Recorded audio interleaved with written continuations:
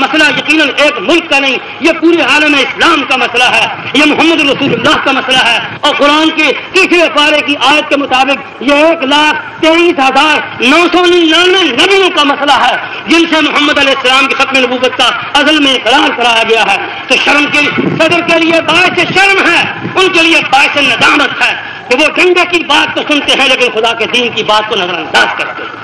ان کو کھل کر بتانا چاہیے کہ ان کی مراد اس سے کیا ہے۔ اگر وہ اس کو ملک اور قوم کا مسئلہ سمجھتے ہیں تو جہاں انہوں نے کلیجے پر پتھر رکھ کر اپنی اولاد کے مستقبل کو محفوظ کرنے کے لیے، اپنے سیاسی حوالیوں کے مستقبل کو محفوظ کرنے کے لیے، اپنی سیاسی یتیم جماعت کا مستقبل محفوظ کرنے کے لیے اور اپنے حریفوں کی دست برد سے بچنے کے لیے، اپنے ڈیل ڈول، قد و قامت، اپنی گندارا انڈسٹری، اپنے سرے کا ہوٹل اور دوسری چیزوں کا تحفظ کرنے کے لیے جہاں انہوں نے ہنگامی حالات کا خاتمہ کرنے کا ریڈیو پر اعلان کرنا ضروری سمجھا، 144 واپس لینے کا اعلان کرنا ضروری سمجھا، کیا ان کا فرض ہے کہ نہیں کہ وہ ختم نبوت کے اس بنیادی مسئلے کو جس پر 40 سال سے قوم برف روکتا ہے، قوم آتش دیر پا ہے، اس کے گھروں میں گلی کوچے میں ماتم برپا ہے، اس کے ہزاروں فرزندوں کا جنازہ تک اس ملک میں نہیں اٹھنے دیا گیا، ان کی لاشیں یہاں ٹرکوں پر اٹھوا کر اعظم خان نے فیروز خان کے زمانے میں فیروز پور کی نہر میں جلا کر کے بہایا ہے۔ جس ملک میں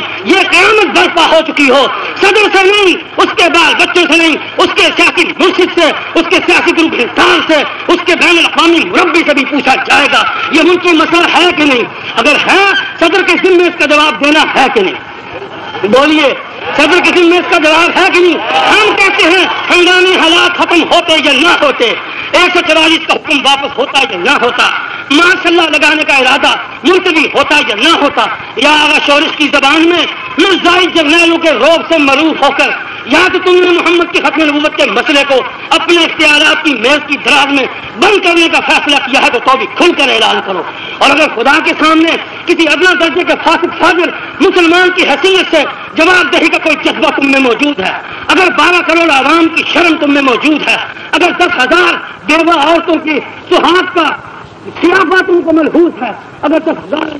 سہاگ کا خیافہ تم کو ملحوظ ہے، اگر 10,000 انسانوں کے یتیم بچوں کا ماتم تم کو ملحوظ ہے تو تم تو پہلی فرصت میں بتانا چاہیے کہ تم مسلمانوں سے مرزائیوں کو جدا سمجھتے ہو یا مسلمانوں کا ان کو جز سمجھتے ہو۔ یہ بتاؤ بغیر کام نہیں چلے گا۔ ابھی اقتدار کی کنجیاں تمہارے ہاتھ میں ہیں، ابھی بابا امریکہ کی خواہش ہے کہ آپ کا اقتدار طول پکڑے، ابھی فرنگی بابا کی یہ خواہش ہے کہ اس کے دوست اس ملک میں دن دنائیں، کبھی سوشلزم کا ہوا کھڑا کر کے، کبھی کمیونزم کا ہوا کھڑا کر کے، کبھی بین الاقوامی حالات کی نزاکت بتا کر، کبھی اندرون ملک کے انتشار اور سیاسی خلفشار کا واسطہ دے کر، کبھی مسلمان فرقوں کی باہمیہ آمیزش کا ہوا بنا کر، کبھی مولویوں کی تفریق کا ہوا بنا کر، جھوٹ اور بہتان تراش کر، مسلمانوں کی قومی غیرت کو تان تشریح کر کے، علماء کی داڑیاں نچوا کر، ان کو اوقاف کا ذلہ خار بنا کر، مسجدوں پر پہرے لگا کر، آئینی قوانین جیسے زنا اور مہذب بدکاری کے محرک قوانین نافذ کر کے، محمد کی شریعت کا مذاق اڑوا کر، تنخواہ دار ٹاؤٹوں کے ذریعے، بدنام مولویوں کے ذریعے کندریوں کو بدکاری اور چکرے اور رقص و سرود کی دلیلیں فراہم کرنے کی کتابیں لکھوا کر جو بدکاریوں کا تم نے بین الاقوامی ریکارڈ بنایا ہے، یا تو تم اس پر سواد کرو یا خدا سے نہیں پہلے قوم سے معافی مانگو پھر خدا سے معافی مانگو۔ یہ معاف نہیں ہوگا۔ مجلس تحریک جمہوری مجلس عمل معاف کر دے تو کر دے، اعظم خان صاحب اپنے اقتدار سے محرومی معاف کر دے تو کر دیں، لیکن شہیدان ختم نبوت کے وارث یہ عہد کر چکے ہیں کہ وہ اس سیاسی بدماشی کا حساب چکا کر کے دم لیں گے۔ یہ جذباتی بات نہیں، انگریز کا مسئلہ نہیں، بات کہنے کی یہ ہے، سن لیجیے، لاگینی نظام پر قوم کو دعوت اتحاد مل رہی، قوم نے اس کے باوجود کہ چلو کسی طرح سے وقتی جابریت اور عامریت سے نجات ملے اس نعرے کو اپنانے کے لیے بھی جان کی بازی لگائی۔ قوم کے اس جذبہ اخوت کو، قوم کے اس جذبہ اتحاد کو، قوم کے اس جذبہ قربانی کو وقتی ٹال مٹول سے آئینی کھلونے دے کر بہلانے کی کوشش مت کرو۔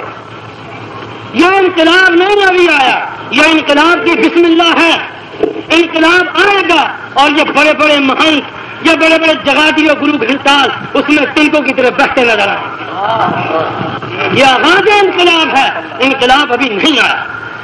جیسے پہلے کہا تھا آج پھر وارننگ دیتے ہیں کہ خدا کے خوف سے لڑک جاؤ، خدا کے عذاب کو مت دعوت دو، اس کی غیرت کو مت للکارو۔ تمہارے میں اخلاقی جرت نہیں تھی، تمہیں 20 سال پہلے بھی 3 الیکشن ادھورے لڑ کر اس ملک کی قسمت سے مسلسل شرمناک کھیل جاری رکھا۔ تم نے آئین کے نام پر فرشتے اڑائے، تم نے نوجوانوں کو تباہ کیا، پوری نسل کو کرپٹ کیا۔ اس نئی نسل کو دہلیت سے قریب کرنے کی ذمہ داری بھی اس انگریز کے ملعون نظام کے علم برداروں کے سر پر